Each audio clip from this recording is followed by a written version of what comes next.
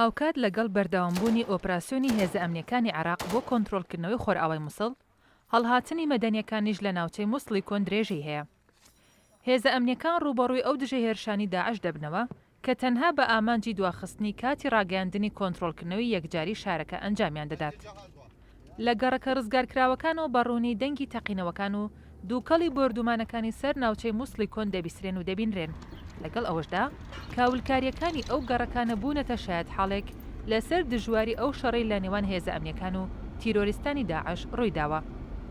ئێستا پۆلیسی فیدراڵی ڕێگەی سەرەکی گەیشتن بە ناوچەی مووسڵی کۆنی کۆنتڕۆڵ کردووە و بە ئامانجی پاراستنی مەدەنیەکان و دەستکەوتەکانیان لە بەرامبەر داعش خاڵی پشکنینی داناوە.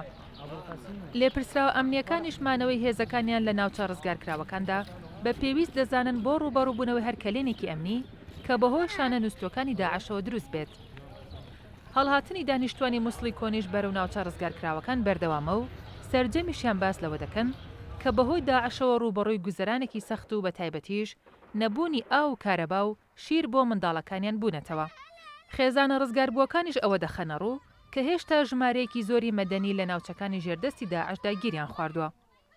بەپێی ئامارەکانی نەتەوە یەکگرتوەکان تا ئێستا نزیکەی 9 ملیۆن کەس بەهۆی شەڕ و پێکدادانەکانەوە ئاوارە بوون و مەزەندەش دەکرێت کە زیاتر لە 250,000 دیکەش لە ناوچەکانی ژێردەستی داعش دامابن و تیرۆریستان وەک قەڵغانی مرۆیی بەرامبەر بە هێرشی هێزە ئەمنیەکانی عێراق و بۆردومانی فڕۆکە جەنگیەکانی هاوپەیمانان بەکاریان دەهێنێت.